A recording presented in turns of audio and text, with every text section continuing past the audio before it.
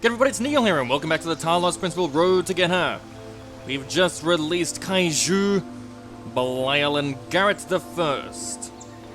Very sad looking statue here. We're making it through here. I'm currently looking for a couple of QR codes actually.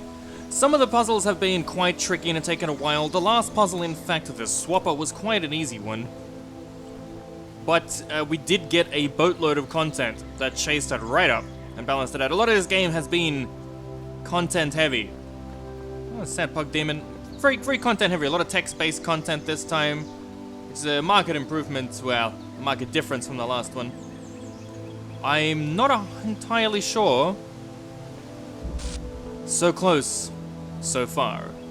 The recorder, the fan, and the laser. This is gonna be a killer. I can guarantee you. We're in for a long, wild ride, everybody. So we can see we've already bolstered up. Okay, that's how we start our fan, my friends. That's how we start the fan. And I actually will kind of screw myself, probably. Oh, great, we're in here now. Okay, so we got a second laser. Oh, that should be pretty easy, mates. I actually need to use this immediately. I just need to send myself home. That's pretty much all I need to do. So I'm gonna, now that I know how that works and what's going on there, I really kind of need that for a better look. Oh, that's interesting. Okay, so what we're gonna do, of course, is do 1, 2, 3, and just place it. Nice and easy. And I'm actually gonna go back. No, I'm not. I'm not going anywhere. Core blimey. So I will. Ooh. Now we can take the fan at least. So let's do that. Hey. Our buddy's in the middle. Hey, mates. Mates, help us out. Oh, this is actually the final door. Oh, it looks like we come in from the back. Wait, the back? Why is that an exit there? That seems like magic. Alright, well.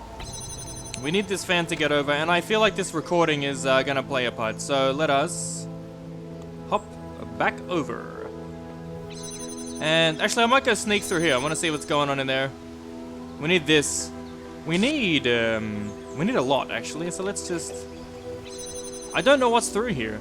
I'm gonna take my time in doing that. Oh, I guess I can also probably maybe hop one too. Actually, maybe go backwards and forwards if we stay here long enough. So I'm gonna stay here now. I've probably actually balled this up, so I'm just gonna do that as a secondary thing. I'm just gonna explore this for now. So we got just a red laser and nothing else. Okay, so I'm gonna shut him off. My plan is, okay, at this point, I've got the laser here powering that fan on the opposite side. You can kind of see the dust particles shooting up. Now I'm gonna jump over there while recording, right? Or I'm gonna record, I suppose, a lot. I don't even bloody know.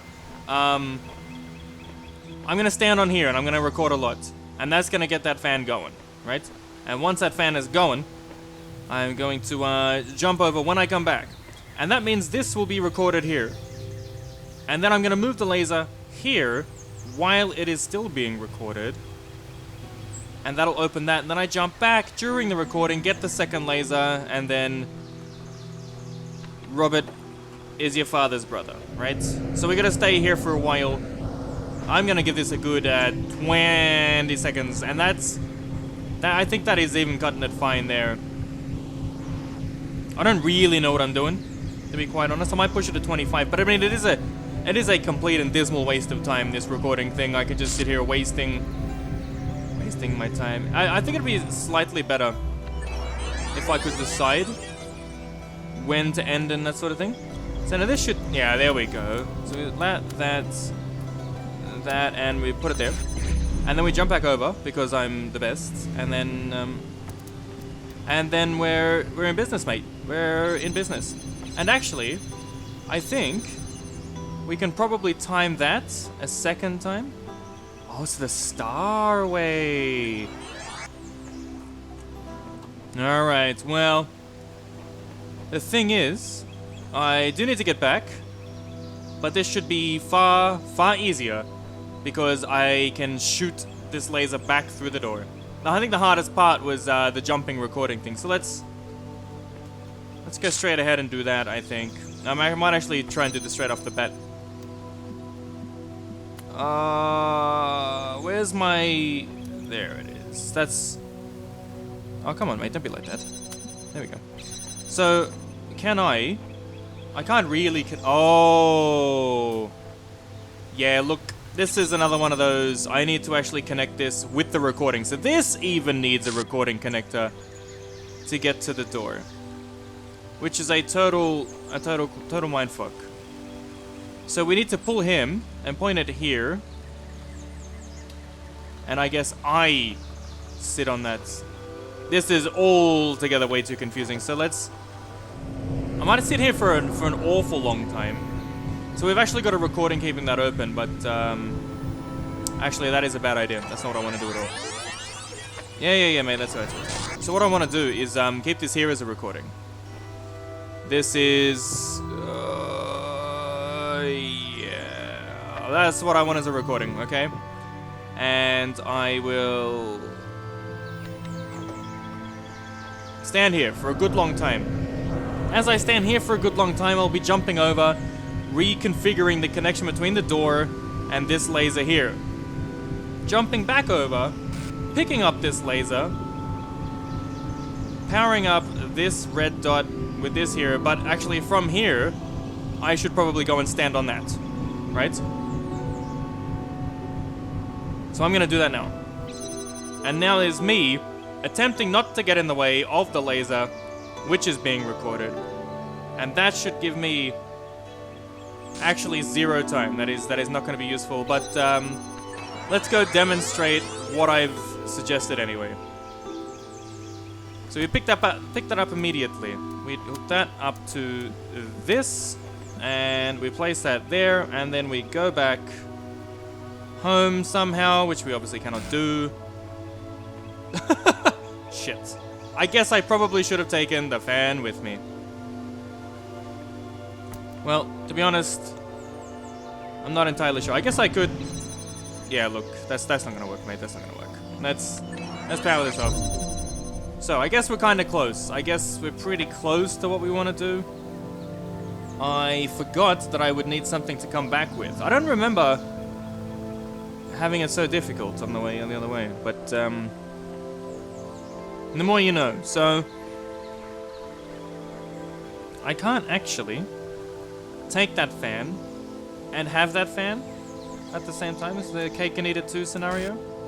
Oh, during the recording, I guess I'll throw the fan on here, and that will be better for me. Okay, so I need something to trigger the other laser. Possibly, actually, I just take that back. Maybe I come back with a laser. I don't know. I only need 2 lasers at this point. One of them can be fake. I need 1, 2 lasers. One of them can be fake. Wait, 1, 2, 3 lasers. So there's a recording laser at some point powering something up. Right. I will use myself, as usual, to shoot this across. Now, I guess I will use the fan on that, and I'll have a laser over there, but I'll bring back one with me, or use it to jump me, to swing me across. So I'm just gonna do that, and leave that for a good 10 seconds or so. Maybe get out of the way, because I can't actually block. I can't actually block all that shit. So let's do this as fast as possible, shall we? And that sends me over. We take my laser friend. We hook it up the way we think we need it. Just here, thanks. That'll do, mate. Anyway, that's still powered up. That's powered up. That should still be there, as long as I'll take the fan in a second. Oh shit! I need this. Come on, mate. I need you. I need you over here. That, and bam! And I jump back one more time, and we're through the door! That's how we do it, just in the nick of time. That is how we do it. Holy shit, these puzzles are great when you get them. Oh, hiding there, Sam! Oh, that's obviously a throwback to Serious Sam. Get a move on, mate. No bugger run around here. I'd really like to know how to get that... Oh, there's a little, like, smoke detector here or something. That's the star section of the level, which I obviously can't unlock because I'm a chump. Welcome, Uriel Copy 5. Wow, there's, Oh, I can create a new thread. New gallery season... Incredible Stories number 5. Oh, this is cool. It's got a splash screen. Featuring new work by Belial, Mac, Galatea, Mr. Mulciber. Alright. Alexandra's choice. Alexandra stood before the terminal and pondered her choices. Here, within the Pyramid of Ian, the most powerful temple of her people, she was about to create a world. All she had to do was press one button. Up until this moment, it had seemed easy. Or if not easy, then so necessary as to defy contemplation. Civilization had to be saved from the impending catastrophe. The orangutans had failed to take steps to protect themselves, had relied on their gods for a salvation that never came. The same fate could not be allowed to befall humanity. If this meant humbling herself, accepting her own death, then so be it. But death was inevitable. Life was a choice. What worried her was the ones who would fall. All the lost souls of the new world, victims of the process. In creating them, was she not also responsible for their deaths? She turned to the statue behind her and gazed at its marble form. If you are a god Zeus, as the stories claim, then why did you create evolution? Why did you make a world that can only grow through cruelty and pain? For a moment, surely this meant death was near. She thought she had heard him answer. My child, I was shaped by the gods that came before me, as you were shaped by me. The choice I had was between creation and oblivion. Life and death. And I chose life, because any life is better than no life. Because as long as there is life, there is hope. If not for us, then for some generation to come. Then how are you a god if you can offer so little, she whispered, feeling death creep closer.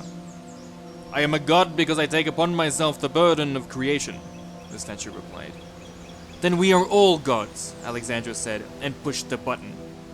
As the new world came into being, death overwhelmed Alexandra Drennan. Her mind fled and her body slowly turned to stone, until she stood before the terminal as Zeus stood on his pedestal. There were no more choices now, only the hope that creation mattered.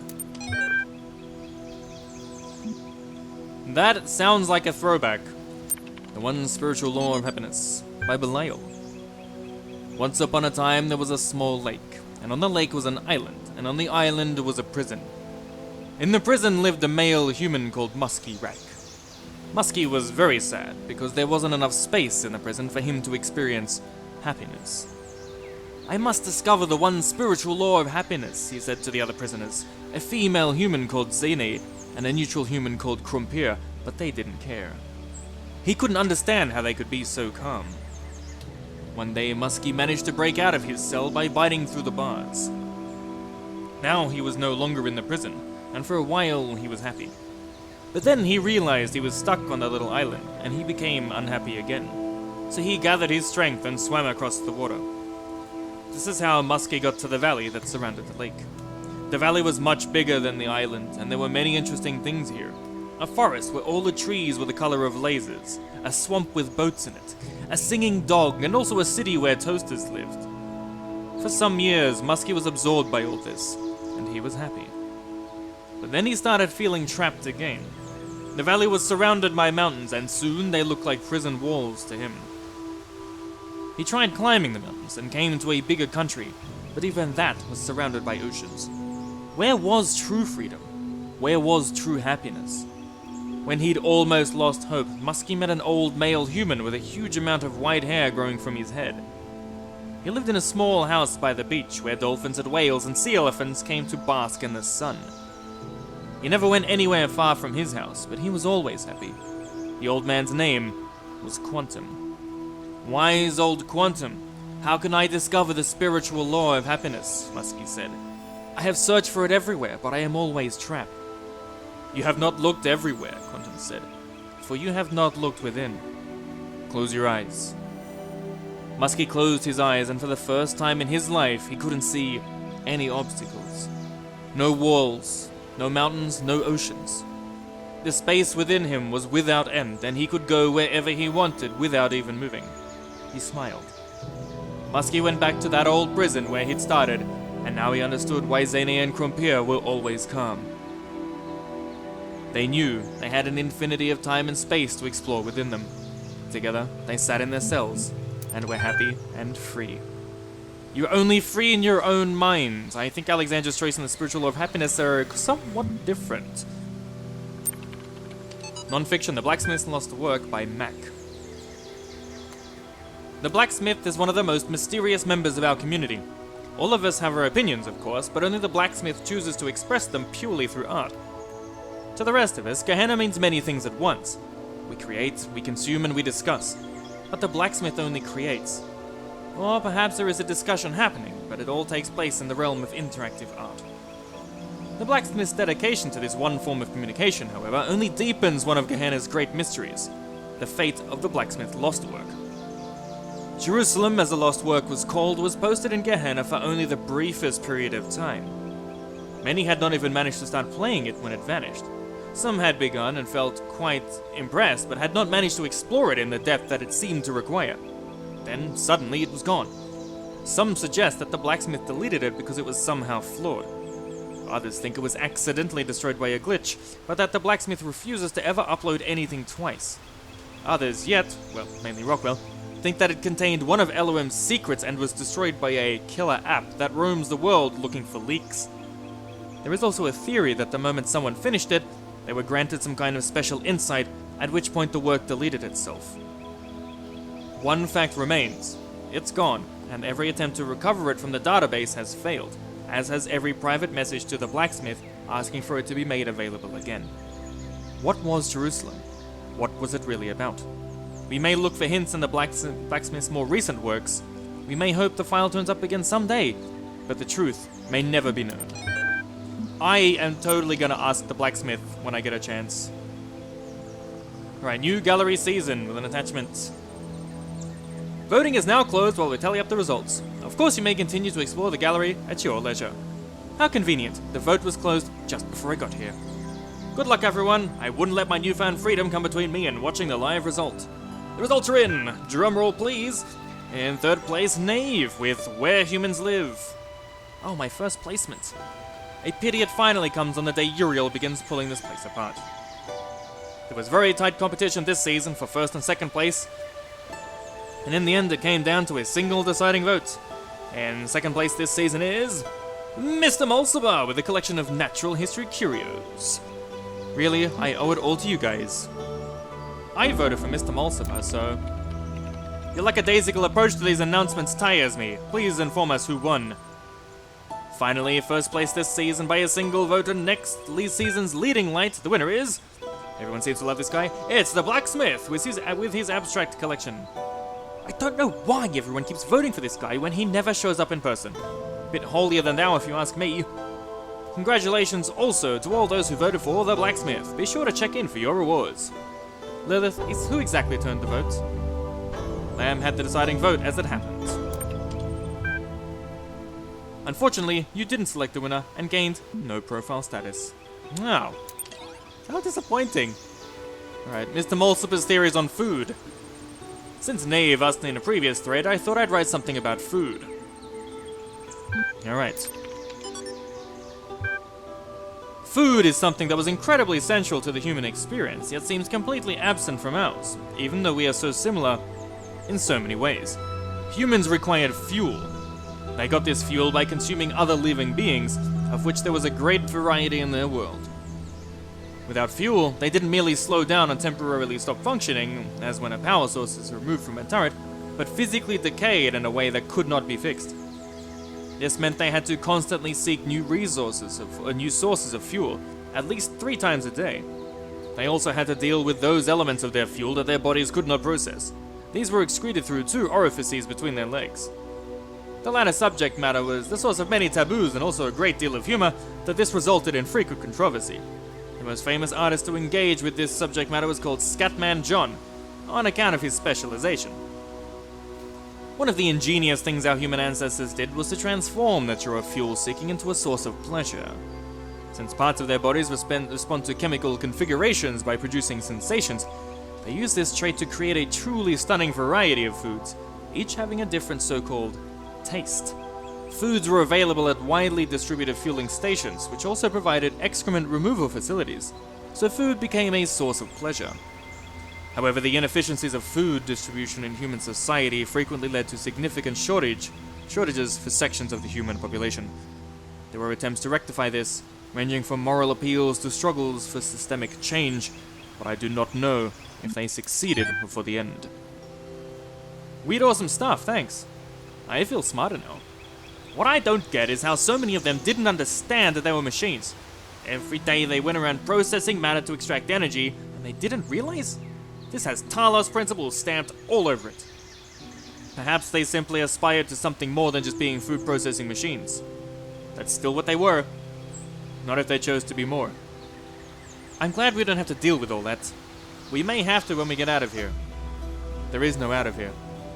Don't start fighting, folks. You know we depend on each other. Mr. Mulsible's theories are fascinating. It was an insight into the world that was, but we shouldn't forget the world that is, the world we built here. Create new thread. Please enter your thread topic below. Why were you sent here, everybody? Okay. Why were you sent here? Can I post? Kindly inform me of your origins. Okay, I can't unlock this yet. Oh, I voted for the blacksmith. Then we'd be done here. Wow. Okay, we're done. Uriel, read this now, which I've read. Okay. Wow. This puzzle was gracefully, nicely fast. Oh, hello. What's this? Ooh, that's quite interesting. It thankfully was quite fast to get through that. But yeah, a shitload more content there, which is quite fascinating, quite fun. I do enjoy those stories, I really do. We got this. What's this one? Nothing can be more abhorrent to democracy than to imprison a person or keep him in prison because he is unpopular. This is really the test of civilization. Churchill complete works.doc. I've been Neill, this has been Talos Principle Road to Gehenna. We have come a long way. I'm not quite sure if we have any more puzzles left in this world, but we will have a look. Thank you very much for watching, everybody, and I will see you next time.